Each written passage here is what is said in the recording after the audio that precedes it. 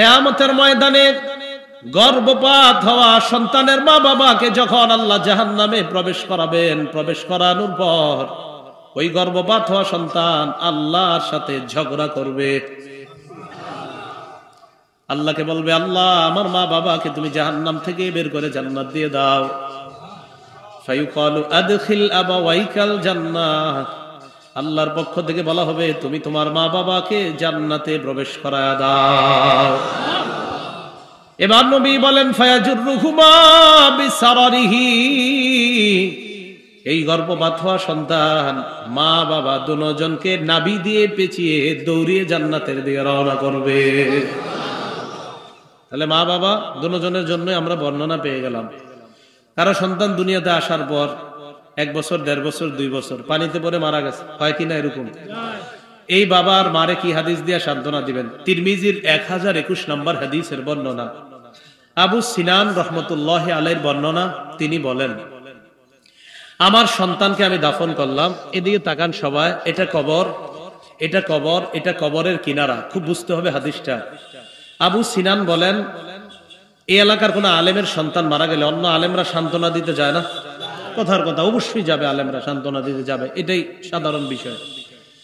আবু সিনান বলেন, দাফানতু ইবনি সিনানান, আমি আমার সন্তান সিনানকে দাফন করলাম। দাফন করার পর ওয়া আবু তালহা আল খাওলানি জালিসুন আলা শাফিরিল কবরি, আরেকজন আলেম আবু তালহা আল খাওলানি কবরের কিনারায় বসা। সন্তান কবর দেওয়ার পর ফালাম্মা আরাদতুল খুরুজ, আমি যখন কবর থেকে বের হওয়ার ইচ্ছা করলাম, আখাযা বিয়াদি, আবু তালহা আমার হাতের মধ্যে ধরলেন, আরেক আলেম আমার হাতে ধরছে। ধরার পর আমাকে বললেন, আফালা উবাশশিরুকা ইয়া আবা সিনান, আবু সিনান আমি কি তোমাকে সুসংবাদ দিব না? আবু সিনান জবাব দিলেন, কুলতু বালা, হ্যাঁ আপনি আমাকে সুসংবাদ দেন। আবু তালহা আল খাওলানি বলেন, হাদ্দাসানি আদ-দাহহাক ইবনে আব্দুর রহমান ইবনে আরজাবিন আন আবি মুসা আল-আশআরী রাদিয়াল্লাহু তাআলা আনহু قال قال رسول الله صلى الله عليه وسلم, আবু মুসা আশআরীর বর্ণনা, আল্লাহ নবী বলেন, ইযা মাতা ওয়ালাদুল আবদি, কোন বান্দার সন্তান যখন মারা যায়, ক্বালাল্লাহু লিমালাইকাতিহি, আল্লাহ ফেরেশতাদেরকে বলেন, ক্বাবাতুম ওয়ালাদা আবদি, আমার বান্দার সন্তানটা তোমরা ছিনিয়ে আনলা। ফেরেশতারা জবাব দেয়, নাম, হ্যাঁ মাবুদ, আপনার বান্দার সন্তানটা ছিনিয়ে আনলাম। এরপর আল্লাহ বলেন, ক্বাবাতুম সামারাতা ফুআদিহি, আমার বান্দার কলিজার টুকরাটা ছিনিয়ে আনলা। ফেরেশতারা জবাব দেয়, নাম, হ্যাঁ মাবুদ, আপনার বান্দার কলিজার টুকরাটা ছিনিয়ে আনলাম। আল্লাহ বলে, মাযা ইয়াকুলু আবদি, আমার বান্দার সন্তান তোমরা নিয়ে আসলা, আমার বান্দা কি বলে আমি একটু শুনতে চাই। আল্লাহ তো সব জানে।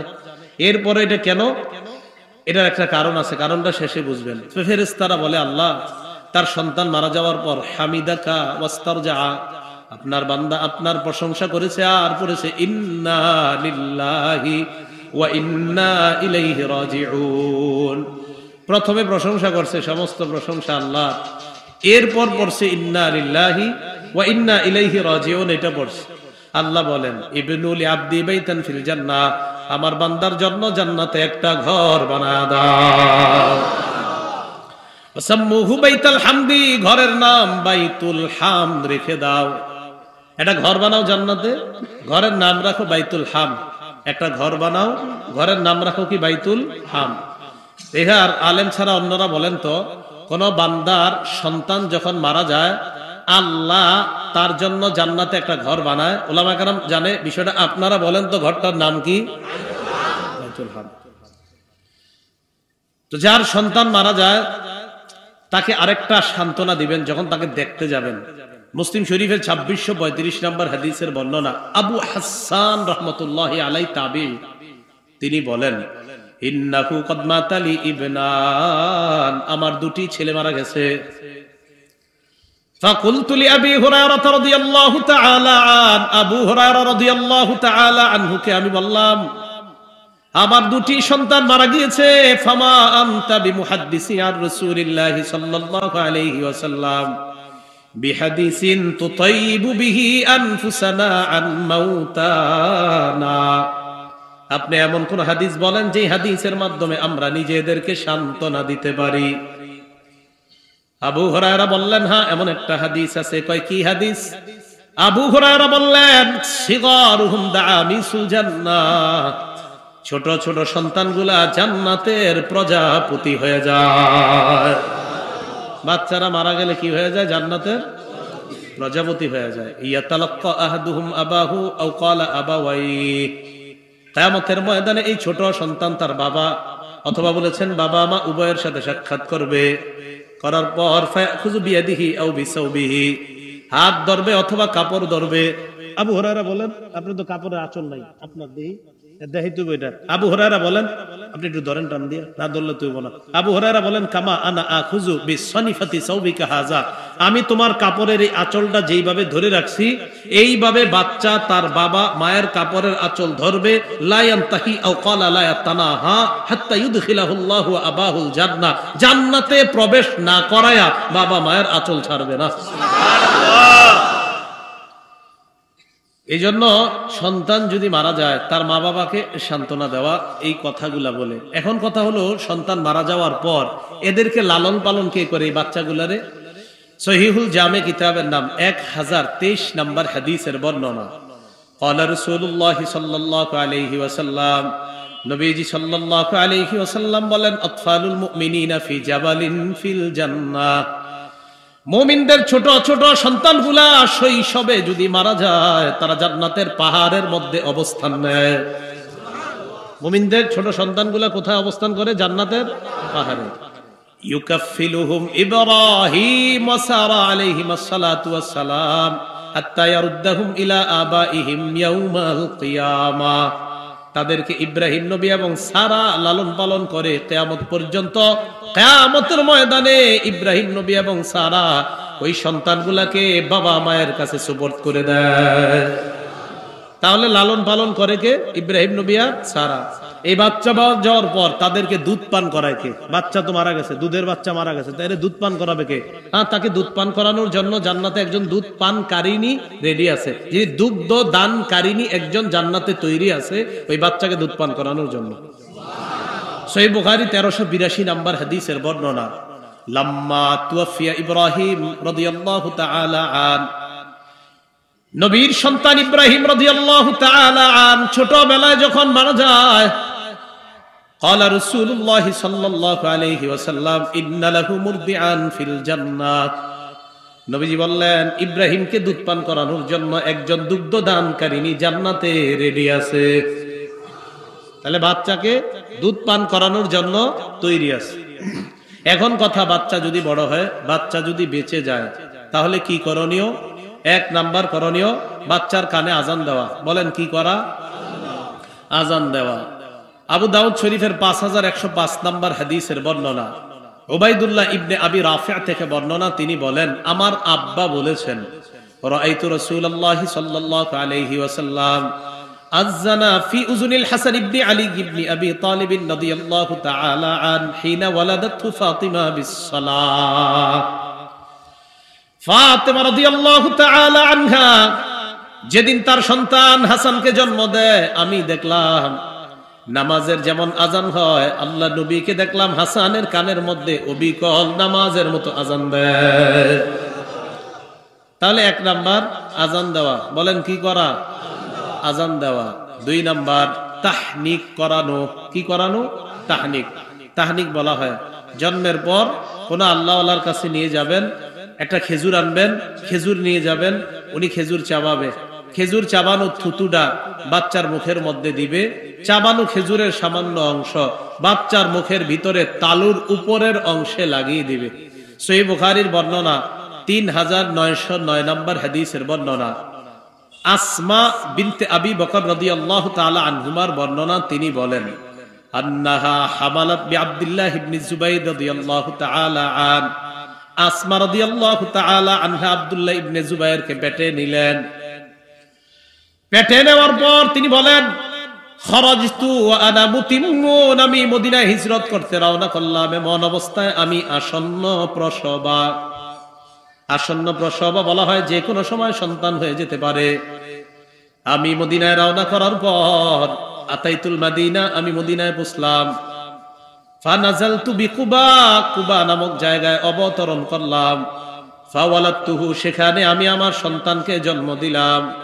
ফাতাইতু বিহি রাসূলুল্লাহি সাল্লাল্লাহু আলাইহি ওয়াসাল্লাম, আমি আমার সন্তানটাকে নিয়ে আল্লাহ নবীর কাছে আসলাম। ওয়াদাতুহু ফি হাজরিহি, আল্লাহ নবীর কোলের মধ্যে রাখলাম। দা বিতামরা, আল্লাহ নবী খেজুর আনলেন, আনার পর ফামাদাগাহা, খেজুরটা নবী চাবাইলেন। সুম্মা তাফালা ফিহি, আব্দুল্লাহ ইবনে জুবায়েরের মুখের মধ্যে আল্লাহ নবী থুতু মুবারক লাগায়া দিলেন।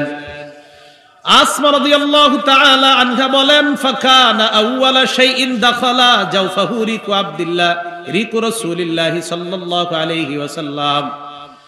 আসমা রাদিয়াল্লাহু তাআলা আনহা বলেন, আমার সন্তান আব্দুল্লাহর পেটের মধ্যে দুনিয়ার খাবার সর্বপ্রথম যায় না, আল্লাহ নবীর থুতু মুবারক সর্বপ্রথম যায়।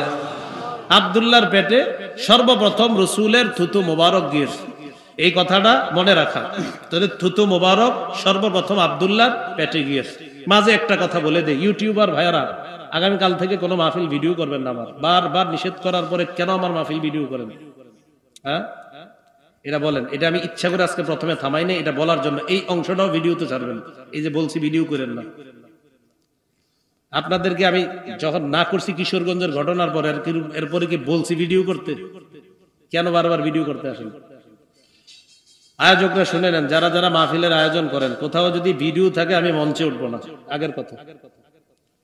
আয়োজক যারা, এই যে আরো মাহফিল দেখা যায়, আবরার ভাইয়ের সাথে কোথায় জানি মাহফিল আছে, তো এই মাহফিলে আসবো, যদি দেখি ভিডিও আছে ওখানে উঠা, আমি ওখানে মঞ্চে যাবো না। এই জন্য এটা এখন থেকে আর ভিডিও ম্যানদেরকে কিছু বলবো না। আয়োজকরা যদি কিছু করতে না পারে, বাস কিছু করার নাই, মঞ্চে যাবো না, সোজা হিসাব। কথাটা মাথায় রাখবেন। রাসূলুল্লাহ সাল্লাল্লাহু আলাইহি ওয়াসাল্লাম তার থুতু মুবারক আব্দুল্লাহ ইবনে জুবায়েরের পেটের মধ্যে সর্বপ্রথম যায়। বাড়াবাড়ি কোনো জিনিস ভালো না, জেনে যাই, দৌড়ায় দৌড়ায় আপনার পিছিয়ে পিছিয়ে যায়, একদম একটা লিমিট তো আছে। আর এই পর্যন্ত আমি যত বয়ান করছি না, এগুলো যদি সারে আগামী 5 বছর ভিডিও না করলো, ওইগুলো আপনারা দেখে শেষ করতে পারবেন না। এত পরিমাণ বয়ান অলরেডি লোডেড আছে, সারে না, একটু সারবো যেই জায়গা পেছ লাগবে। কোথায় আগের ভিডিও সব? না হইলে ৭৭টা বিষয় নিয়ে আমি এই গত 2 বছর আলোচনা করছি। এগুলা কোথায়? কয়টা বিষয়? ৭৭টা। কোথায় এগুলা? রাসূলুল্লাহ সাল্লাল্লাহু আলাইহি ওয়াসাল্লাম তার থুতু মুবারক আব্দুল্লাহ ইবনে জুবায়েরের মুখের মধ্যে দিলেন। আব্দুল্লাহ ইবনে জুবায়ের রাদিয়াল্লাহু তাআলা আনহুর মুখের মধ্যে রাসূলুল্লাহ সাল্লাল্লাহু আলাইহি সাল্লামের থুতু সর্বপ্রথম যায়। তাহলে এখান থেকে বুঝলাম তাহনিক করানো। তাহনিক করানো মানে রাসূলুল্লাহ সাল্লাল্লাহু আলাইহি সাল্লামের এই সুন্নাহ থেকে শিখলাম, কোন আল্লাহর ওলির কাছে যাবেন, সেখানে যাওয়ার পর তিনি খেজুর চাবাবেন, চাবানোর পর থুতু মুখের মধ্যে লাগিয়ে দিবে, এরপর সামান্য একটু খেজুরের অংশ মুখের তালুর মধ্যে লাগিয়ে দিবে। 3 নাম্বার, ওই সন্তান জন্মগ্রহণ করার পর তার জন্য বরকতের দোয়া করা। কিসের দোয়া করা? আবু দাউদ শরীফের বর্ণনা, 5106 নম্বর হাদিসের বর্ণনা। আন আয়েশা সিদ্দিকাহ রাদিয়াল্লাহু তাআলা আনহা কানা রাসূলুল্লাহ সাল্লাল্লাহু আলাইহি ওয়াসাল্লাম ইউতা বিসসিবিয়ান ফাদউ লাহুম বিল বারাকা। আম্মা জান আয়েশা সিদ্দিকাহ রাদিয়াল্লাহু তাআলা আনহার বর্ণনা, নবীজির কাছে যখন কোন সন্তান আনা হতো, বাচ্চাদেরকে আনার পর আল্লাহ নবী বরকতের দোয়া করতেন। এই হাদিস থেকে জানলাম আমরাও আমাদের কোলে কোনো বাচ্চাকে নেওয়ার পর বরকতের দোয়া করা, ছবি না তোলা। বাচ্চাদেরকে কোলে নেওয়ার পর ছবি না তোলা, কিসের দোয়া করা বলেন তো? বরকতের দোয়া করা। এই হলো 3 নাম্বার। 4 নাম্বার, আকিকা করা। একটা আদর্শ পরিবার গঠনের জন্য এই কাজগুলো অত্যন্ত জরুরি। আকিকা করা 7ম দিনে। নাসাই শরীফের 4220 নম্বর হাদিসের বর্ণনা। ক্বালা রাসূলুল্লাহ সাল্লাল্লাহু আলাইহি ওয়াসাল্লাম, নবীজি সাল্লাল্লাহু আলাইহি ওয়াসাল্লাম বলেন, কোন সন্তান যখন জন্মগ্রহণ করে, এই সন্তানের পক্ষ থেকে তুজবাহু আনহু ইয়াউমা সাবিহি, 7ম দিনে আকিকা করা। কুল্লু গুলামিন রহিনুন বিআকিকাতিহি, প্রত্যেক গোলাম তার আকিকার সাথে আবদ্ধ। যত সন্তান জন্মগ্রহণ করে সে আকিকার সাথে আবদ্ধ থাকে। তুজবাহু আনহু ইয়াউমা সাবিহি, 7ম দিনে তার পক্ষ থেকে পশু জবাই করা হবে। ওয়ায়ুহলাকু রাসুহু, তার মাথা মুন্ডন করা হবে, ওয়ায়ুসাম্মা, তার নাম রাখা হবে। এক্ষেত্রে একটা কাজ মনে রাখা আমাদের, তিরমিজি শরীফের 1519 নম্বর হাদিসের বর্ণনা, নবীজি ফাতেমা রাদিয়াল্লাহু তাআলা আনহাকে বললেন, ফাতেমা ইহলিকি রাসা, তোমার সন্তানের মাথার চুল মুন্ডন করবা, করার পর ওয়া তাসাদ্দাকি বিজিনাতি শারিহি ফিদ্দাতান, তোমার সন্তানের মাথার চুল পরিমাণ ওজন করে এই পরিমাণ রূপা আল্লাহর রাস্তায় সদকা করে দিবা। আলী রাদিয়াল্লাহু তাআলা আনহু বলেন, ফাওয়াজানতুহু, আমি ওজন করলাম, ফাকানা ওয়াজনুহু দিরহামান আও বা'দা দিরহাম, আমি ওজন করার পর দেখলাম ফা হাসানের চুল 1 দিরহাম অথবা অর্ধ দিরহাম পরিমাণ হয়েছে। তাহলে আকিকা করা সপ্তম দিনে, যদি সপ্তম দিনে না পারেন 14-21তম দিনে, আল জামিউস সগীর 5681 নম্বর হাদিসের বর্ণনা, 21তম দিনে। তাহলে আকিকা সপ্তম দিনে, এটা সম্ভব না হলে 14তম দিনে, এটা সম্ভব না হলে 21তম দিনে, এইভাবে আকিকা করা। আকিকা ছেলের পক্ষ থেকে সমবয়সী 2টি পশু আকিকা করা, বকরি বা খাসি, ছাগল। মেয়ের পক্ষ থেকে একটা।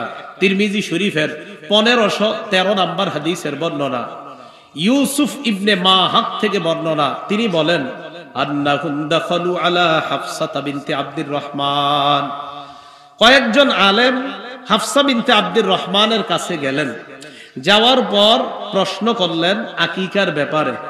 প্রশ্ন করার পর হাফসা বিনতে আব্দুর রহমান জবাব দিলেন, আম্মাজান আয়েশা সিদ্দিকা রাদিয়াল্লাহু তাআলা আনহা আমাকে বলেছেন। কি বলেছেন? আন্না রাসূলুল্লাহ সাল্লাল্লাহু আলাইহি ওয়াসাল্লাম আমারাহুম আনিল গুলামি শাতানি মুকাফিআতান, নবীজি ছেলের পক্ষ থেকে সমবয়সী 2টি পশু জবাই করার জন্য, আকিকা দেওয়ার জন্য বলেছেন। ওয়া আনিল জারিয়াতি শাতা, মেয়ের পক্ষ থেকে 1টি আকিকা দেওয়ার জন্য বলেছেন। কেউ যদি ছেলের পক্ষ থেকে 1টি দেয় আদায় হয়ে যাবে, সামর্থ্য যদি কম হয় আপনি 1টা দিলেও হবে। তিরমিজি শরীফের 1514 নম্বর হাদিসের বর্ণনা, আক্কা রাসূলুল্লাহ সাল্লাল্লাহু আলাইহি ওয়াসাল্লাম আনিল হাসানি বিশাত, রাসূলুল্লাহ সাল্লাল্লাহু আলাইহি ওয়াসাল্লাম হাসান রাদিয়াল্লাহু তাআলা আনহুর পক্ষ থেকে 1টা বকরি আকিকা করেছেন। তাহলে 1টা পশু আকিকা করা, এটাও হাদিস দ্বারা প্রমাণিত। আকিকার গোশত সবাই খাবেন, যেই বাচ্চার আকিকা ওই বাচ্চাকেও আকিকার গোশত খাওয়াতে পারবেন। এ আর সপ্তম দিনে কি খাবে? ফ্রিজের মধ্যে রেখে দিবেন, বড় হইলে খাওয়াই দিবেন। কথার কথা আর কি। ছেলের মেয়ে, তাদের মা বাবা, দাদা দাদি, নানা নানি সবাই খেতে পারবে। এ হলো আকিকা করা। 5 নাম্বার সুন্দর নাম রাখা। ওলামায়ে কেরাম, ইমাম খতিব যারা আছে, তারা একটা বিড়ম্বনার শিকার হয়, কারো সন্তান হইলে ইমাম সাহেবের ফোন দেয় এলাকার, হুজুর একটা আনকমন নাম কোন? এই বেচারায় চিন্তায় বেড়ে যায়, আনকমন নাম এখন কই পাবো? তো কয় আবু হুরায়রা রাখেন, হুজুর এটা তো ওল্ড। আব্দুল্লাহ রাখেন, ওল্ড। আচ্ছা তাহলে আবু বকর রাখেন, এইটা কমন নাম। ওমর রাখেন, কমন নাম। এই নাম যদি আপনার পছন্দ না হয়, হুজুরে আপনারা বলে দিবেন, ছেলের নাম রড রাখেন, মেয়ের নাম সিমেন্ট রাখেন। আনকমন চায় সবাই, কি চায়? এত সুন্দর সুন্দর নাম পছন্দ হয় না।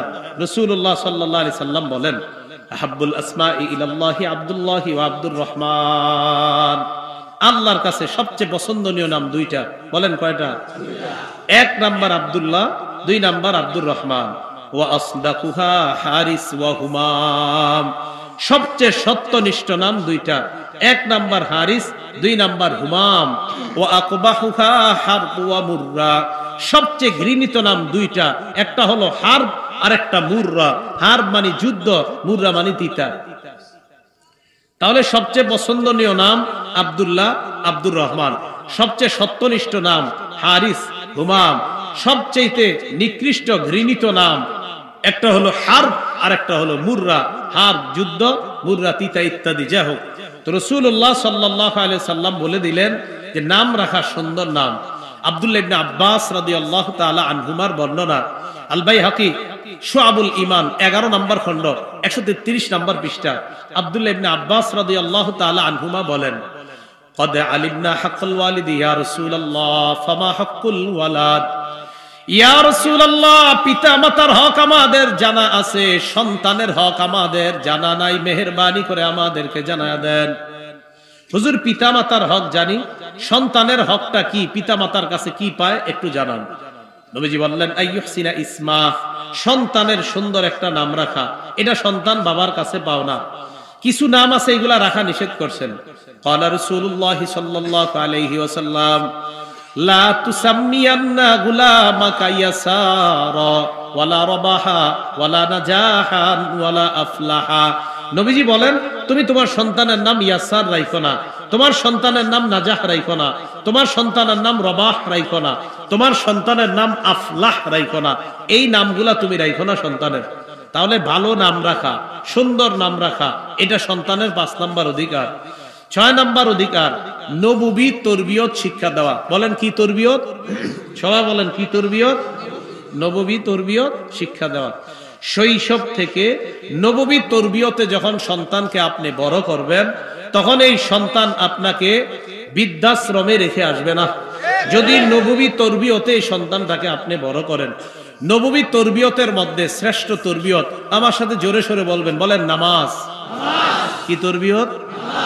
আবু দাউদ শরীফের 495 নাম্বার হাদিসের বর্ণনা। ক্বালা রাসূলুল্লাহ সাল্লাল্লাহু আলাইহি ওয়াসাল্লাম মুরু আওলাদাকুম বিসসালাত ওয়া হুম আবনাউ 7 সিনিন। নবীজি বলেন তোমরা তোমাদের সন্তানকে নামাজের আদেশ করো যখন তাদের বয়স হয় 7।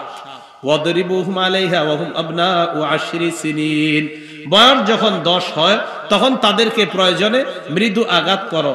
এক্ষেত্রে একটা কথা মনে রাখা, বাচ্চাকে অথবা মাদ্রাসার কোনো সন্তানকে এত জোরে আঘাত না করা যে আঘাতের কারণে এই সন্তানের এমন কোনো ক্ষতি হয়ে যায়, অঙ্গের কোনো ক্ষতি হয়, এই জাতীয় আঘাত না করা। সেটা মা বাবা হই আর কোনো মাদ্রাসা হই, যেখানে এমন কোনো আঘাত না করা। রসুলের কাছে 2টা বালক আনা হলো। এক বালককে রসুল হযরত আলীর কাছে দিলেন। দেওয়ার পর বললেন, আলী লা তাদরিবুহু, এই বাচ্চাটাকে তুমি প্রহার করবা না। ফাইন্নী নুহিতু আন দরবি আহলিস সালাহ, আমাকে নিষেধ করা হয়েছে আমি যেন নামাজীদেরকে না মারি। কি না মারি? আমি যেন নামাজীদেরকে না মারি।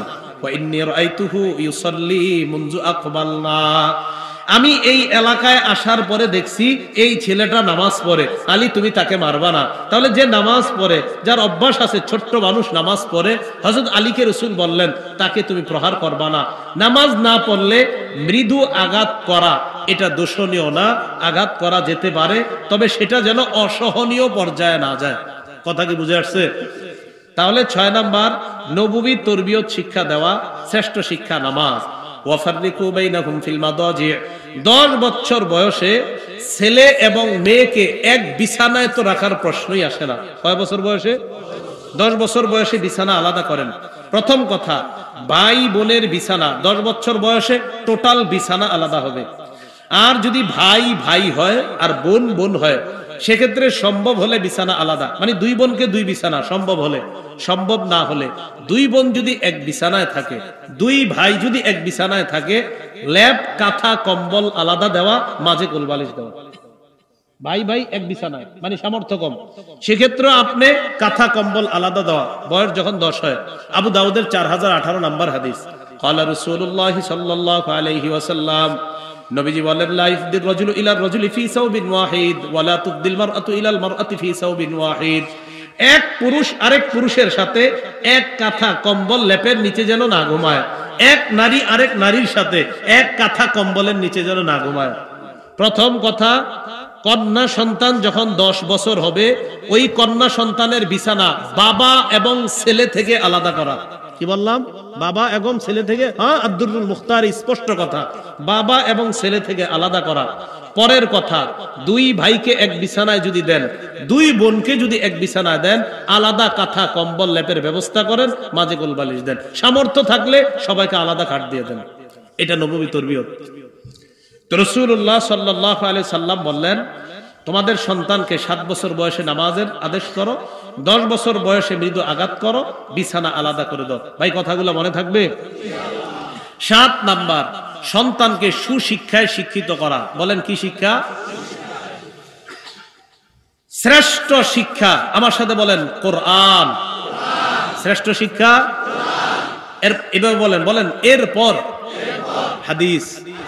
শ্রেষ্ঠ শিক্ষার প্রথম বলেন শ্রেষ্ঠ শিক্ষার প্রথম আপনার সন্তান যাই হবে আর না হবে, যদি মুসলমান হয় কোরআন শিখতেই হবে। যদি কি হয়, মুসলমান হয়, তাহলে কি শিখতে হবে? তাহলে শ্রেষ্ঠ শিক্ষা কোরআনের শিক্ষা, এরপর হাদিসের শিক্ষা। তো কোরআন এবং হাদিস উভয় শিক্ষা এটা সন্তানকে দেওয়া। রাসূলুল্লাহ সাল্লাল্লাহু আলাইহি ওয়াসাল্লাম বলেন, সহিহ বুখারীর বর্ণনা 5027 17 নম্বর হাদিসের বর্ণনা, ক্বালা রাসূলুল্লাহ সাল্লাল্লাহু আলাইহি ওয়াসাল্লাম, নবীজি বলেন, খায়রুকুম মান তাআল্লামাল কুরআন ওয়া আল্লামা, তোমাদের মধ্যে সর্বোত্তম ওই ব্যক্তি যে কোরআন শিখে অন্যকে শিখায়। তিরমিজির বর্ণনা 2909 2910 নম্বর হাদিসের বর্ণনা, মান ক্বারাআ হারফাম মিন কিতাবিল্লাহ ফালাহু বিহি হাসানা, কোরআনের একটি অক্ষর যদি কেউ পড়ে তার আমল নামায় ওয়াল হাসানাতু বিআশরি আমসালিহা, এক অক্ষরে 10টা নেকি লিপিবদ্ধ হয়ে যায়। পড়েন তো আলহামদু, আবার আলহামদু, আলহামদু, এভাবে পড়ায় না হুজুররা? আবার পড়েন তো আলহামদু। আমি আপনাদেরকে 4 বার পড়াইছি। আলহামদুতে 5টা অক্ষর, আ হামদু 5 অক্ষর, 50 নেকি। 2 বার শিখাইছিলাম আপনাদেরকে, 100 নেকি। তৃতীয়বারও আপনাদেরকে বলাইছি, 150 নেকি। চতুর্থবার বলাইছি, 200 নেকি সবাই পেয়ে গেছেন। এই জন্য বয়স্ক শিক্ষায় গিয়ে যখন ওস্তাদ আপনারে পড়ায়, হামজা লাম জবর আল, হামিম জবর হাম, দাল পেশ দু, আল হামদু, এই যতবার পড়তেছেন এই 5টা অক্ষর যতবার, অনেকে কয় হুজুর কোরআন পারি না, শিখতে থাকেন শিখতে থাকেন। আপনি পারতেছেন না, বয়স হয়ে যাওয়ার পর শিখতে থাকেন। একটা ক্ষতি তো আর নাই, লস তো আছে আপনার। এই যে 100 বার আপনি আলহামদু পড়লেন, এই আলহামদু 100 বার পড়ার কারণে প্রতি আলহামদুতে 50টা নেকি হইলে 100 বার যে প্র্যাকটিস করলেন, কত নেকি আজকে বাসায় গিয়ে ক্যালকুলেটরে হিসাব করেন। তাহলে শ্রেষ্ঠ শিক্ষা কোরআনের শিক্ষা। যদি কোরআনের শিক্ষা না দেন, তখন এই সন্তান বড় হওয়ার পর বলতে পারে, উল্টা পাল্টা কথা তার মুখ দিয়ে বের হয়ে যেতে পারে। কোরআনের শিক্ষা যখন তার মাঝে থাকবে, সে শিখবে। সূরা বাকারার 66 নম্বর আয়াতে আল্লাহ দাউদ নবীর এক জাতি অবাধ্য হওয়ার কারণে বলেছেন, কুনু কিরাদাতান খাসিইন, তোমরা নিকৃষ্ট বানর হয়ে যাও। সাহাবারা বললেন, হুজুর তখন থেকেই কি বানর দুনিয়াতে? নবীজি বললেন, না, মানুষ আল্লাহর একটা সৃষ্টি, বানরও আল্লাহর আলাদা সৃষ্টি। কোন মানুষকে আল্লাহ বানর বানায়া দেওয়া, এটা হলো তার জন্য গজব। বানর থেকে মানুষ অথবা মানুষ থেকে বানর, বিষয়টা এমন না। কোন মানুষকে যদি আল্লাহ বানর বানায়, সেটা হলো তার জন্য গজব। কিন্তু মনে রাখতে হবে, মানুষ এটা আল্লাহর সম্পূর্ণ আলাদা একটা সৃষ্টি, বানর আল্লাহর আলাদা একটা সৃষ্টি। মানুষ থেকে বানর বা বানর থেকে মানুষ, এই বিষয়টা সত্য না। কথা কি বুঝে আসছে? তাহলে সন্তানকে যখন সুশিক্ষায় শিক্ষিত করা যাবে, তখন সন্তানের বুঝে আসবে। এই জন্য 7ম কথা হলো বাচ্চার অধিকার সুশিক্ষায় সন্তানকে শিক্ষিত করা। 8 নাম্বার, সন্তানকে যদি দুনিয়াতে থাকতে সম্পত্তি দিতে চান, তাহলে ফতুয়া বিভাগের ফতুয়া এনে সব সন্তানকে কি সমান দিবেন, না একটু কম বেশি দিতে পারবেন জীবদ্দশায়? কম বেশি যদি দিতে চান, ফতুয়া বিভাগের ফতুয়া আনবেন। কেন আপনি কম দিবেন, এটার কারণ জানাতে হবে। জীবদ্দশায় সম্পদ দেওয়ার মূল নিয়ম হলো সমানভাবে সবাইকে দেওয়া। যদি জীবদ্দশায় দিতে চান, 4 দোকান 4 সন্তান, বাস 4 দোকান 4 সন্তানকে দিয়ে দেওয়া, এটা হলো সমান বন্টন। হ্যাঁ, কোন সন্তানকে আপনি 2টা দিয়ে দিবেন, কথার কথা। কেন দিবেন, এটা একটা ফতুয়া বিভাগ থেকে ফতুয়া আনবেন যে হুজুর এই কারণে। কথার কথা, আপনার 2 ছেলে, বড় ছেলে খুব ভালো, ছোটটা খুব গাঞ্জা খায়। কি খায়? গাঁজা খায়। এখন আপনি জানেন যে ওরে যদি সম্পদ দিয়ে গাঁজা খেয়েই সব সম্পদ শেষ করবে। এখন ফতুয়া বিভাগে ফতুয়া আনবেন, হুজুর আমার বড় ছেলেটা মাশাআল্লাহ খুব ভালো, ছোট ছেলেটা এই সমস্যা, তো এই কারণে আমি কি ওকে সম্পত্তি এরকম দিব বা একটু কম দিব বা বেশি দেওয়ার এই ক্ষেত্র বিশেষ করতে পারবো কিনা, এটা মুফতি সাহেবদের থেকে লিখিত ফতুয়া আনবেন। কিন্তু প্রথম কথা হলো জীবদ্দশায় নিয়ম হলো সমানভাবে দেওয়া। মুসলিম শরীফের বর্ণনা 1623 নম্বর হাদিসের বর্ণনা। এই হাদিসের মধ্যে আসছে, রাসূলের সাহাবী নু'মান রাদিয়াল্লাহু তাআলা আন, বাপের নাম মানে নু'মান রাদিয়াল্লাহু তাআলা আনহুর আব্বার নাম বশীর রাদিয়াল্লাহু তাআলা আন। নু'মান ইবনে বশীর রাদিয়াল্লাহু তাআলা আনহু বলেন, আমার আব্বা আমারে কিছু সম্পদ দিছে, যা আমার অন্যান্য যারা আমার ভাই বোন আছে তাদেরকে আব্বা এরকম দেয় নাই, আমারে আলাদা একটু বেশি দিছে। দেওয়ার পর ইনতালাকা বি আবি ইয়াহমিলুনি ইলা রাসূলিল্লাহি সাল্লাল্লাহু আলাইহি ওয়াসাল্লাম, আমার আব্বা আমাকে নবীজির কাছে নিয়ে গেলেন। নবীজির কাছে নেওয়ার পর আল্লাহ নবীকে বললেন, ইয়া রাসূলুল্লাহ ইশহাদ আন্নী ক্বাদ নাহালতু নুমান কাযা ওয়া কাযা মিন মালি। ইয়া রাসূলুল্লাহ, আপনি সাক্ষী থাকেন আমি আমার সন্তান নুমানকে আমার অমুক অমুক সম্পদটা দিয়ে দিলাম। নবীজি বলেন, তুমি যে নুমানকে ওই ওই সম্পদটা দিলা, আকুল্লা বানিকা ক্বাদ নাহালতা মিসলা মা নাহালতা নুমান, তোমার অন্যান্য সন্তানদেরকে নুমানের মতো দিয়েছো কিনা? কয় জি না। নবী বললেন, ফাশহাদ আলা হাযা গায়রি, তাহলে আমার ছাড়া অন্য কাউরে সাক্ষী বানাও। হুজুর আপনি সাক্ষী থাকেন আমি নুমানকে ওই ওই সম্পদটা দিছি, আপনি সাক্ষী থাকেন। নবীজি বললেন, সব সন্তানদেরকে সমান দিছো? কয় না। তা আমি ছাড়া অন্য কাউরে সাক্ষী বানাও। নবীজি বললেন, আয়া সুদুকা ইয়াকুনু ইলাইকা ফিল বিররি সাওয়া, তোমার কি এটা আনন্দ দেয় যে সম্পত্তি বন্টন করার ক্ষেত্রে তোমাকে কি এই বিষয়টা আনন্দিত করে যে তোমার সব সন্তান তোমার প্রতি সমানভাবে ভালো আচরণ করুক? এটা কি তুমি চাও? কয় জি আমি চাই। তাহলে যদি এই আচরণ সবার কাছ থেকে চাও তো সম্পদ কেন কম দিবা? সবার কাছ থেকে যদি সমানভাবে আচরণ চাও তাহলে সম্পদ কেন তুমি কম দিবা? বাকি আবারও বলছি, কম দেওয়া যাবে কিনা এটা লিখিত ফতোয়া লাগবে, কারণ জানাবেন এই এই কারণ। জীবদ্দশায় মূল নিয়ম হলো সমানভাবে সম্পদ দেওয়া। এই গেল 8 নাম্বার কথা। 9 নাম্বার, সন্তান যদি বিয়ের বয়স হয় তাকে বিয়ে করায়া দেওয়া। বিয়ের বয়স হলে কি করায়া দেওয়া? বিয়ে করায়া দেওয়া। বাইহাকি শুআবুল ঈমান 11 নাম্বার খণ্ড 137 নাম্বার পৃষ্ঠা। আব্দুল্লাহ ইবনে আব্বাস রাদিয়াল্লাহু তাআলা আনহুমার বর্ণনা, নবীজি বলেন, কোন সন্তান যখন বালেগ হয় ফালইউযাওয়িজহু, তার বাবা যেন তাকে বিয়ে করায়া দেয়। ওয়া ইন বালাগা ওয়া লাম ইউযাওয়িজ, বালেগ হওয়ার পর যদি বাবা বিয়ে না করায় ফাইন্নামা ইসমুহু আলা আবি, তাহলে ওই সন্তানের গুনাহ বাবার উপর যাবে।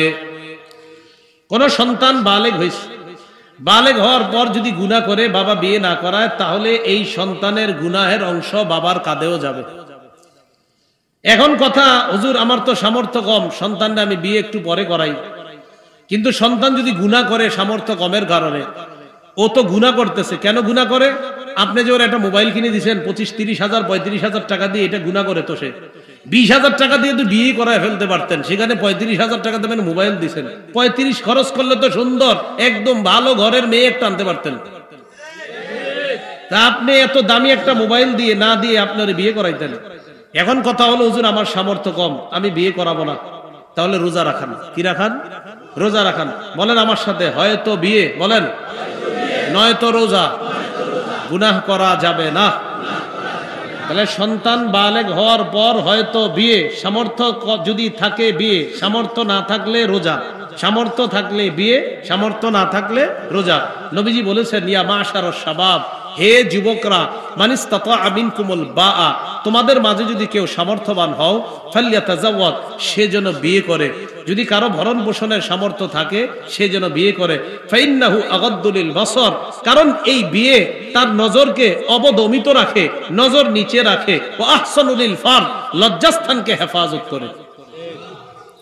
তাহলে বিয়ে নজর নিজে রাখে আর বিয়ে লজ্জাস্থানকে হেফাজত করে।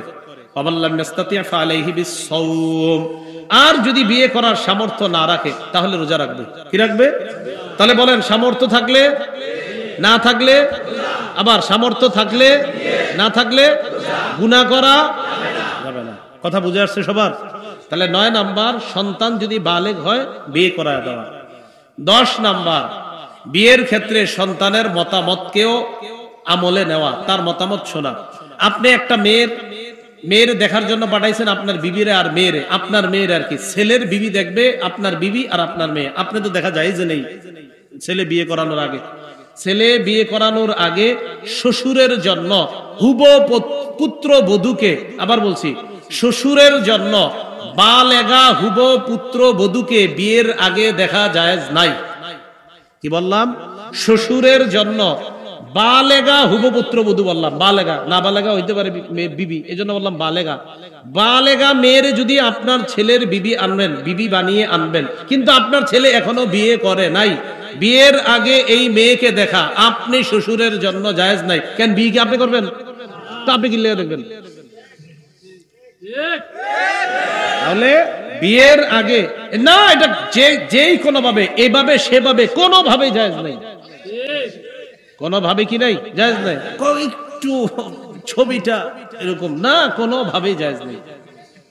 কি আশ্চর্যের কথা, বিয়ের আগে মেয়ের তার দুলাভাই 14 গোষ্ঠী খালু টালু যা আছে সব দেখে।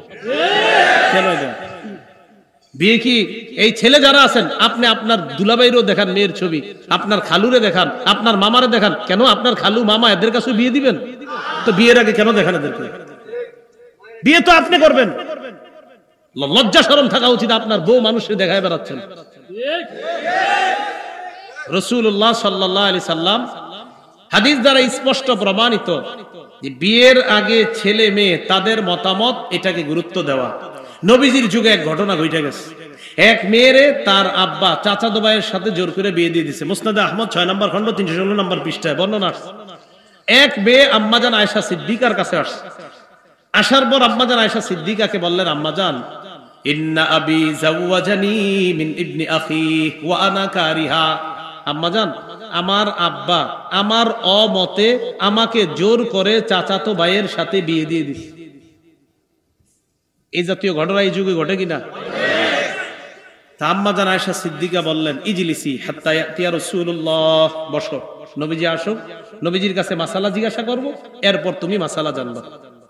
তো নবীজি সাল্লাল্লাহু আলাইহি সাল্লাম আসছে। আসার পর আম্মাজান বললেন, হুজুর, এই মেয়েটাকে তার আব্বা অনুমতি ছাড়া, মেয়েটার অমতে, মেয়েটার অপছন্দনীয় থাকা সত্ত্বেও তার চাচাতো ভাইয়ের সাথে জোর করে বিয়ে দিয়ে দিয়েছে। নবীজি বললেন, তার বাপের ডাকো। ডাকছে।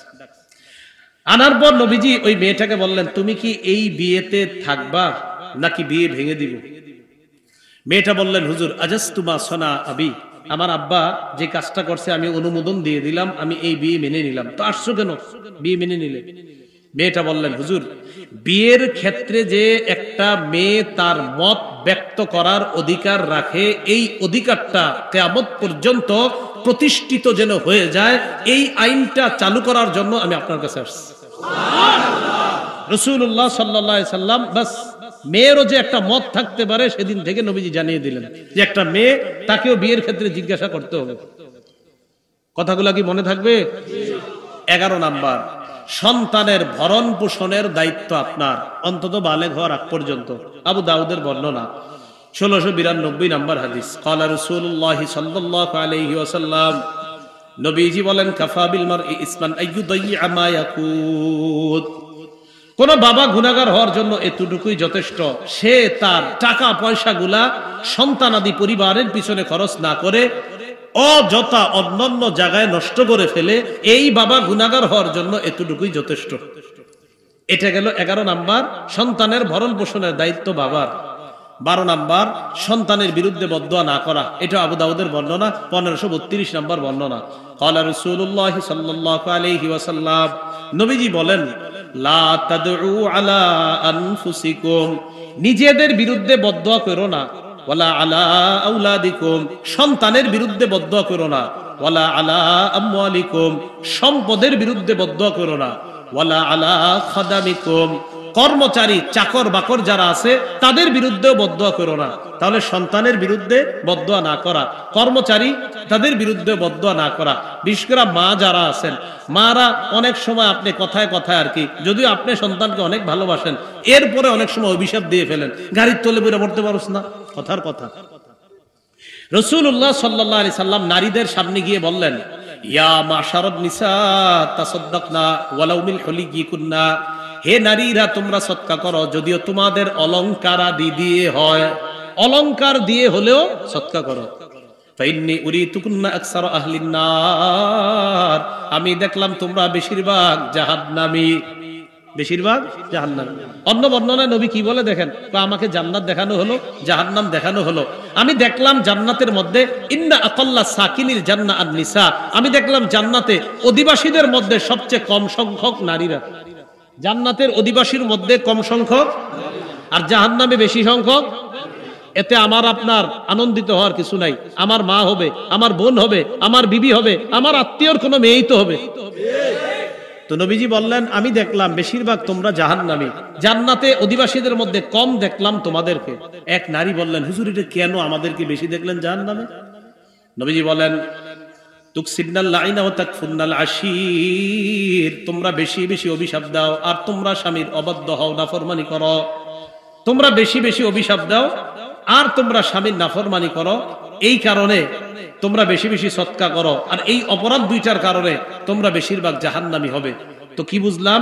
সন্তানের বিরুদ্ধে বদদোয়া না করা, সম্পদের বিরুদ্ধে বদদোয়া না করা, নিজের বিরুদ্ধে বদদোয়া না করা, চাকর বাকর যারা আছে তাদের বিরুদ্ধেও বদদোয়া না করা। 1 নাম্বার জন্মের পর আজান দেওয়া। 2 নাম্বার তাহনিক করানো। তাহনিকটা ওলামারা ছাড়া অন্যরা বলতে পারবেন? যেহেতু 2-3 জন কইছেন, তাহনিক কারে কয়? আলেম ছাড়া অন্যরা বলতে পারবেন? কারে কয়? মুখে কি দিবে? থুতু দেওয়ার পর খেজুরের একটা অংশ মুখের ভিতর তালুর উপর লাগাই দিবে, এই 2 নাম্বার। 3 নাম্বার বরকতের দোয়া করা। 4 নাম্বার আকিকা করা। 5 নাম্বার সুন্দর নাম রাখা। 6 নাম্বার নবুবী তরবিয়ত শিক্ষা দেওয়া। 7 নাম্বার সুশিক্ষায় শিক্ষিত করা। 8 নাম্বার জীবদ্দশায় সম্পদ দিলে সমানভাবে সম্পদ বন্টন করা, কম বেশি দেওয়ার নিয়ত থাকলে ওলামাদের কাছ থেকে ফতুয়া জেনে নেওয়া। 9 নাম্বার বিয়ের বয়স হলে বিয়ে করানো। 10 নাম্বার ছেলে মেয়ের কথা কেউ বিয়ের ক্ষেত্রে গুরুত্ব দেওয়া। 11 নাম্বার সন্তানের ভরণ পোষণের দায়িত্ব নেওয়া। 12 নাম্বার সন্তানের বিরুদ্ধে বদদোয়া না করা। আল্লাহ পাক রব্বুল আলামিন আমাদের সকলকে যে কথাগুলো শুনলাম বললাম, একটা আদর্শ পরিবার যেন সকলের আমরা গঠন করতে পারি। আল্লাহ প্রত্যেকের পরিবারকে যেন আদর্শ পরিবার হিসাবে গঠন করার তৌফিক দান করেন। আমিন ওয়া আখিরু দাওয়ানা আলহামদুলিল্লাহি রাব্বিল আলামিন।